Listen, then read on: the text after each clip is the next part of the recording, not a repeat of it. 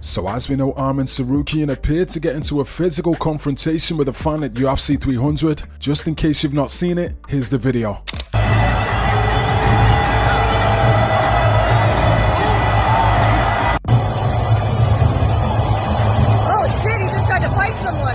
According to reports, the Nevada State Athletic Commission is now investigating the incident and is currently withholding Arman's fight purse of $136,000. The commission is also withholding Diego Lopes' fight purse for jumping over the cage and celebrating after his win at UFC 300.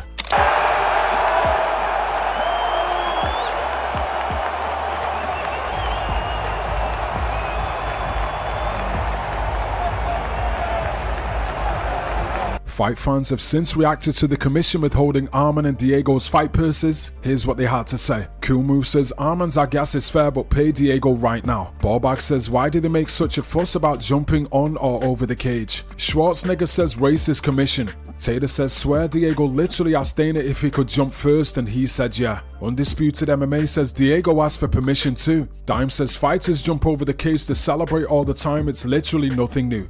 Pay Diego his money. Mike says they also withheld Khabib's purse because he jumped the fence. They didn't do anything to Dylan Dennis though, who was shouting racist slurs at Khabib during the fight, calling him a Muslim rat, etc. Dillinger says NSAC doing NSAC things. Got to be the worst athletic commission, honestly. For the next story, Michael Chandler says he's been getting backlash from the fans for complimenting Conor McGregor. On Instagram Live, Chandler says the reason he does give credit to McGregor is because even though Conor has a lot of money, Conor is still a very dangerous fighter and could potentially KO Chandler on June 29th, and this is the reason he's taking Conor seriously and giving him that respect.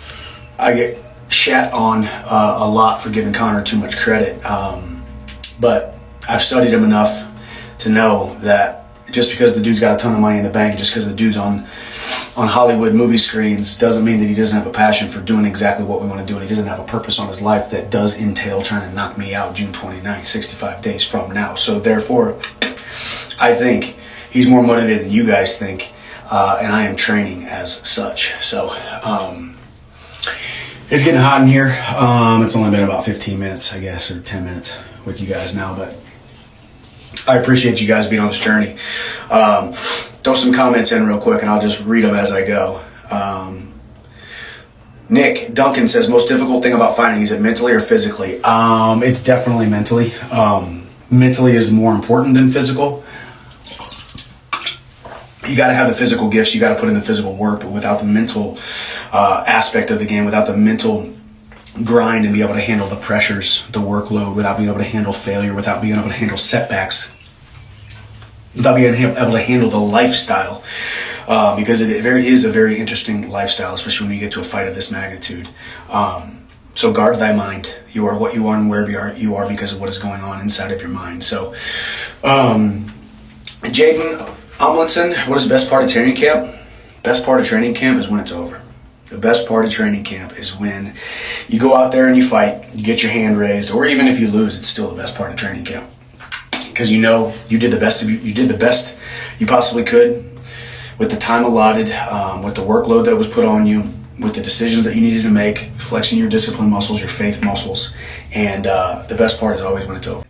How will you deal with Conor's counter-strike? Got to admit, it's one of the best that we've ever seen. It's one of the best in the game, and even though I don't believe it's as good as 2016, as good as 2018, he's still thrown it millions of times. So that muscle memory, that myelin that he's laid down to be able to see and navigate and negotiate the distance and the timing, it's still there. So it's something that we're thinking about. It's something that we're working on. It's something that we're going to be cognizant of. However, it's not going to be something that we are overly worried about. If you guys know how I fight, you guys see the way that I fight. I'm worried about me, focused on me, and coming forward and putting my foot on the gas and letting the fight happen as it may. How are you going to deal with McGregor at the press conference? I'm holding it loosely. I'm visualizing it a little bit, being able to see it before I get there. You know, they're going to be big. It's going to be the biggest press conference I've ever done, obviously. The most watched press conference I've ever been a part of. and it's going to have to be something that I prepare for. I'm not really that worried about it. I'm not a man alive that can say anything to rattle me or get under my skin. He will try, I'm sure, and he's very good at it. So it's going to be fun. It's going to be a new experience for me. It's going to be me going out and testing myself in a realm that I have never been in. I've done big UFC press conferences as the main event, as one of the guys on the pay-per-view, as one of the key attractions, the marquee attractions, but I've never been part of one that's going to be this big. So I think it's going to be fun. I think we're going to have some laughs. I think I'm going to lose some verbal exchanges. I think I'm going to win some verbal exchanges. But either way, it will be entertaining and it will be fun. For the final story, Mike Perry and Thiago Alves exchanged heated words ahead of their upcoming fight, which takes place tomorrow night at BKFC Knucklemania 5 in California. Mike says Thiago has been ducking him for a long time, and now he's going to make Thiago pay. Former UFC heavyweights Ben Rothwell and Todd Duffy are also competing at the event. Rothwell says he is taking BKFC very seriously, and his goal is to become the BKFC heavyweight champion. We were supposed to fight a long time ago when I became a champion, and that fight never happened. We kind of have the same management, and that was one of the reasons I walk away, because we're going to get the fight done, we're going to get the money.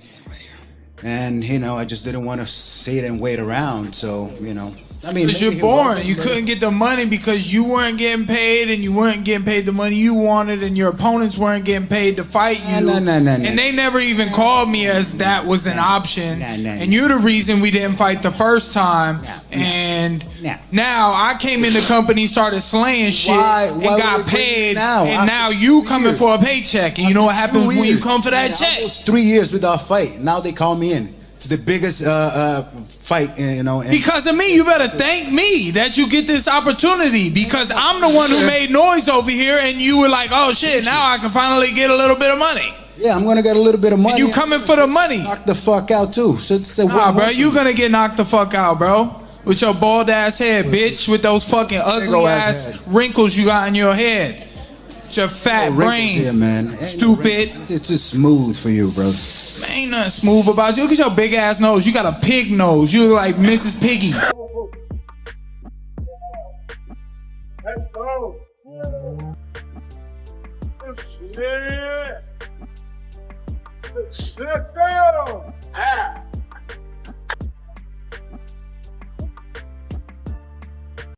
So anyway, that's going to wrap it up for today's video. If you enjoyed the content, please like this video and subscribe for more MMA news.